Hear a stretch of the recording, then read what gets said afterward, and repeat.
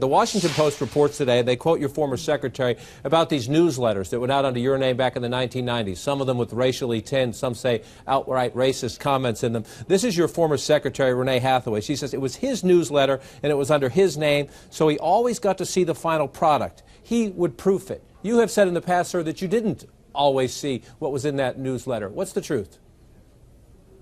No, she's made that story up. She also said that I was in and out of the office every single day. The office wasn't even in the town that I live. So that's a completely false reporting, and they should have verified that, because I think somebody from my staff answered it but didn't get that information in. No, that's completely false. Completely false. I just want to follow up on this point. She says that you would review every newsletter. Others in there are some other people in the article saying you were busy not to do that, but some others saying they recall you sitting at your desk and proofing them. And one even said you met with Ed Crane, the head of the Cato Institute. At one point you acknowledged that the more out there some of these statements would be, the more likely you'd be to get subscribers.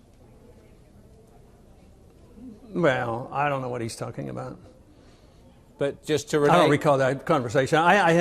I just think that, you know, you're talking about something I didn't write 20 years ago or so, and I don't know how long you want to beat a dead horse. You always get the same answers from me. I didn't review them, I didn't endorse them, and I've condemned them. And if you want me to talk about race, and that's what you're trying to imply from these questions, some type of a negative attitude about me, if you want me to talk about race, go look at my record and look at my answer to Stephanopoulos in the debates, and you might get something worth reporting rather than trying to demagogue this issue.